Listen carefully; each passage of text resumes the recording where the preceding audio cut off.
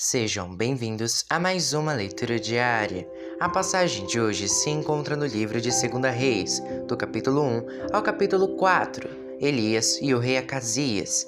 Depois da morte do rei Acabe de Israel, o país de Moabe se revoltou contra Israel. O rei Acasias, que ficou no lugar de Acabe, caiu do terraço do alto do seu palácio em Samaria e ficou muito ferido. Então, mandou que alguns mensageiros fossem consultar Baal-zebub, o deus da cidade filisteia de Ecrom, a fim de saber se ia sarar. Mas um anjo do Senhor mandou que Elias, o profeta de Tisbé, fosse encontrar-se com os mensageiros do rei Acasias e lhes perguntasse assim: por que vocês estão indo consultar Baal-zebub, o deus de Ecrom? Por acaso pensam que não há Deus em Israel? Digam ao rei que o Senhor Deus diz: você não vai sarar dos seus ferimentos, você vai morrer. Elias fez o que Deus havia mandado, e os mensageiros voltaram para o lugar onde o rei estava. Ele perguntou: por que vocês voltaram?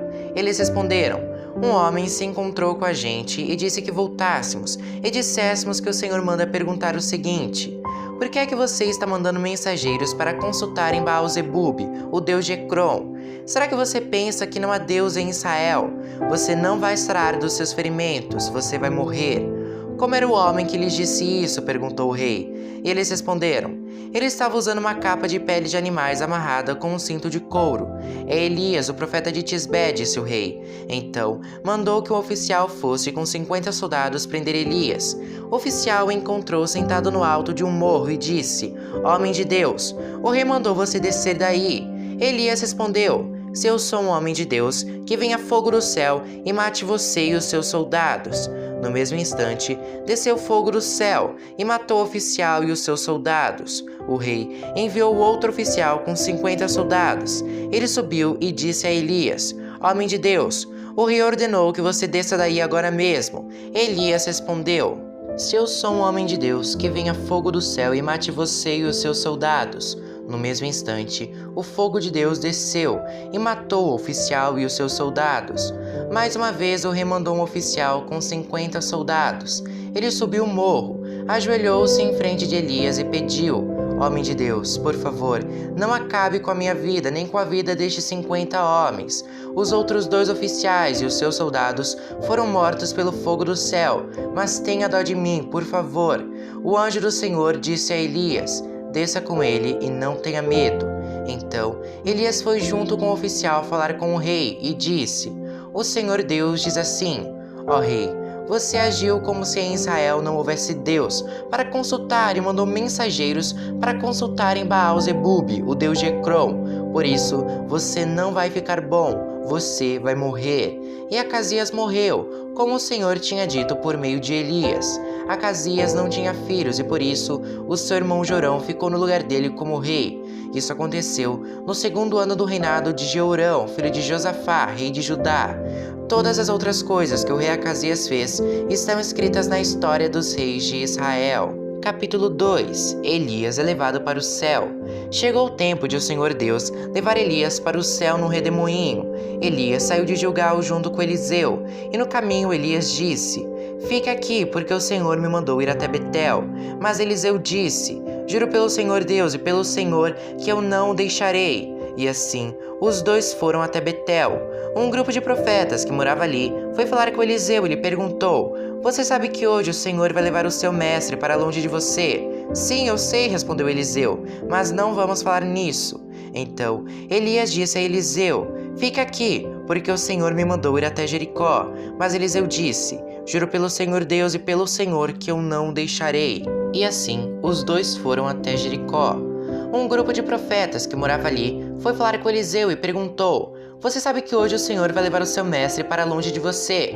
Sim, eu sei, respondeu Eliseu, mas não vamos falar nisso. Aí, Elias disse a Eliseu: fique aqui, porque o Senhor me mandou ir até o rio Jordão. Mas Eliseu disse: juro pelo Senhor Deus e pelo Senhor que não o deixarei. Então eles saíram, e 50 profetas o seguiram até o rio Jordão. Elias e Eliseu pararam perto do rio, e os profetas ficaram olhando de longe.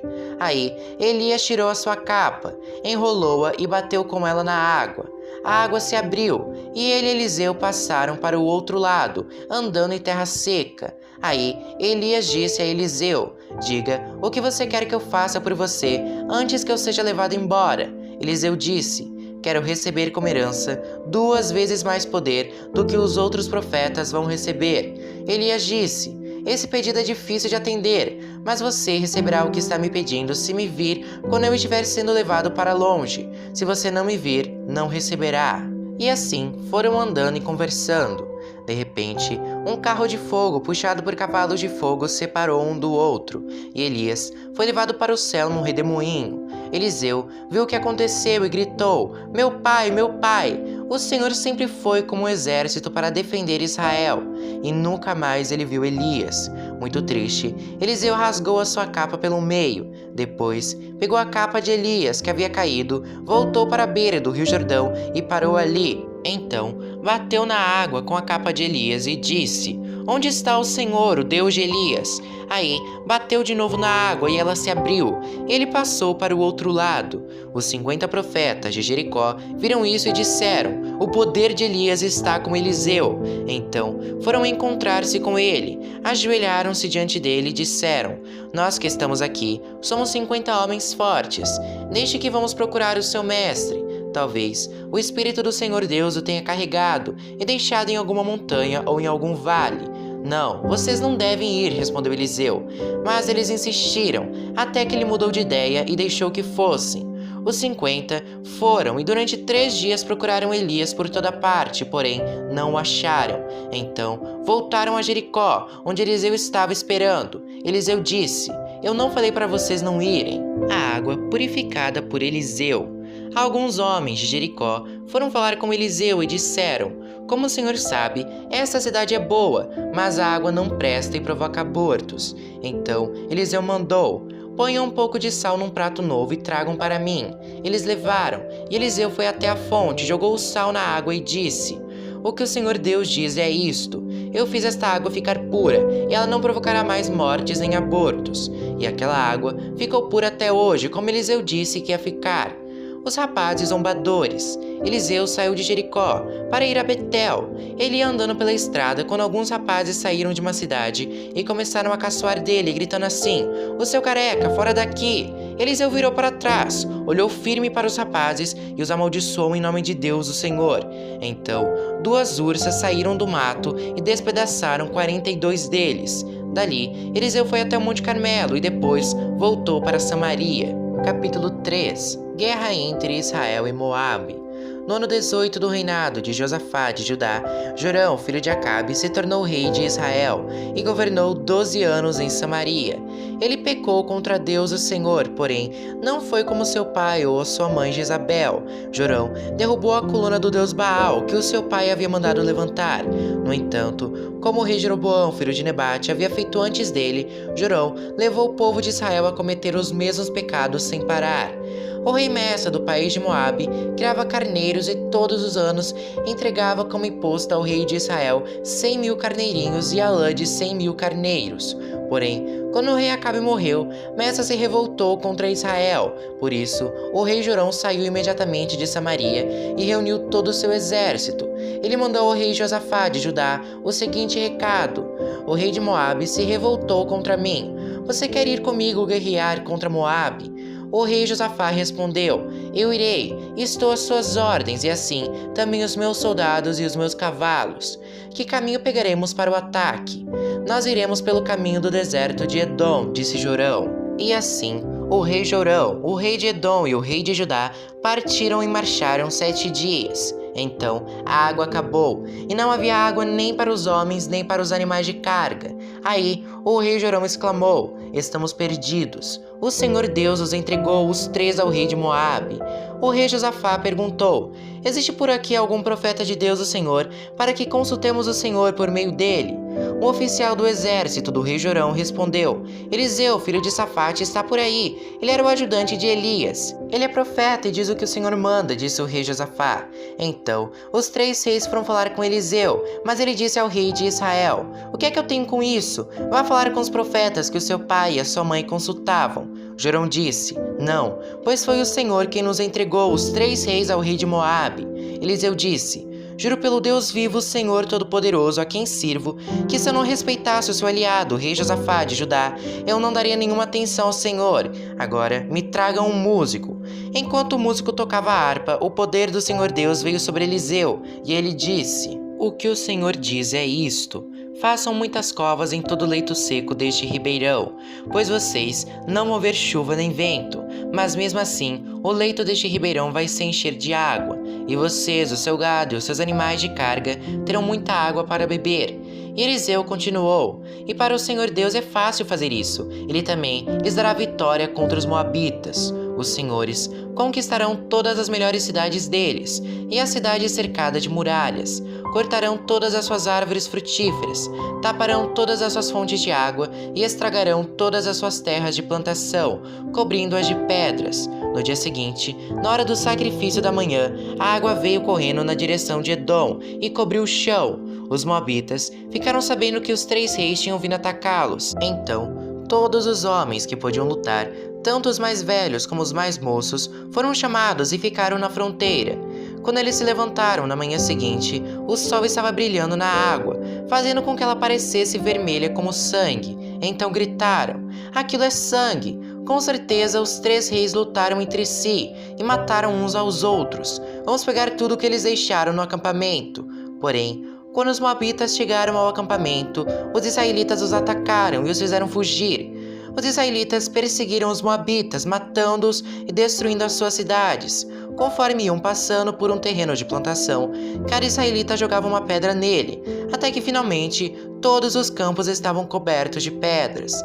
Eles também taparam as fontes e cortaram as árvores frutíferas. No fim, somente a capital, a cidade de Quireres, ficou faltando, mas os atiradores de funda a cercaram e atacaram.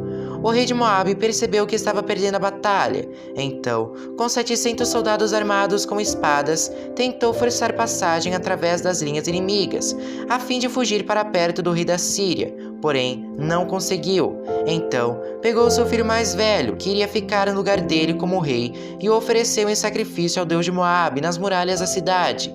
E os israelitas ficaram apavorados e por isso saíram dali e voltaram para o seu país. Capítulo 4. Eliseu ajuda uma viúva pobre. Certa mulher, que era viúva de um dos membros de um grupo de profetas, foi falar com Eliseu e disse: O meu marido morreu. Como o senhor sabe, ele era um homem que temia a Deus, o Senhor. Mas agora, um homem a quem ele devia dinheiro veio para levar os meus 2 filhos, a fim de serem escravos, como pagamento da dívida. Eliseu perguntou: O que posso fazer por você? Diga, o que é que você tem em casa? Não tenho nada, a não ser um jarro pequeno de azeite, respondeu a mulher. Eliseu disse: Vá pedir que os seus vizinhos lhe emprestem muitas vasilhas vazias. Depois, você e os seus filhos entrem em casa, fechem a porta e comecem a derramar azeite nas vasilhas, e vão pondo de lado as que forem ficando cheias. Então, a mulher foi para casa com os filhos, fechou a porta, pegou o pequeno jarro de azeite e começou a derramar o azeite nas vasilhas, conforme os seus filhos iam trazendo. Quando todas as vasilhas estavam cheias, ela perguntou se havia mais alguma. Essa foi a última, respondeu um dos filhos. Então, o azeite parou de correr. Ela foi e contou ao profeta Eliseu. Aí ele disse: Venda o azeite e pague todas as suas dívidas. Ainda vai sobrar dinheiro para você e os seus filhos irem vivendo. Eliseu e a mulher de Sunem. Um dia, Eliseu foi até a cidade de Sunem, onde morava uma mulher rica. Ela o convidou para uma refeição e daí em diante, sempre que ia a Sunem, Eliseu tomava suas refeições na casa dela. Ela disse ao seu marido: Tenho a certeza de que esse homem que vem sempre aqui é um santo homem de Deus. Vamos construir um quarto pequeno na parte de cima da casa e vamos pôr ali uma cama, uma mesa, uma cadeira e uma lamparina. E assim, quando ele vier nos visitar, poderá ficar lá. Um dia, Eliseu voltou a Sunem e subiu ao seu quarto para descansar. Ele disse a Geazi, seu empregado, que fosse chamar a dona da casa. Quando ela chegou, Eliseu disse a Geazi: Pergunte o que eu posso fazer por ela para pagar todo o trabalho que ela tem tido cuidando de nós. Talvez ela queira que eu vá falar em favor dela com o rei ou com o comandante do exército. Mas a mulher respondeu: Eu tenho tudo o que preciso aqui, no meio do meu povo. Eliseu perguntou a Geazi: Então, o que posso fazer por ela? Ele disse: Bem, a mulher não tem filhos e o marido dela é velho. Diga a ela que venho aqui, ordenou Eliseu. Ele a chamou, e ela foi e ficou na porta. Então Eliseu disse: no ano que vem, por este tempo, você carregará um filho no colo. A mulher exclamou: por favor, não minta para mim, o Senhor é um homem de Deus. Mas como Eliseu tinha dito, no ano seguinte, no tempo marcado, ela deu à luz um filho. Alguns anos depois, no tempo da colheita, o menino saiu para se encontrar com o pai, que estava no campo com os trabalhadores que faziam a colheita. De repente, ele começou a gritar para o pai: ai, que dor de cabeça!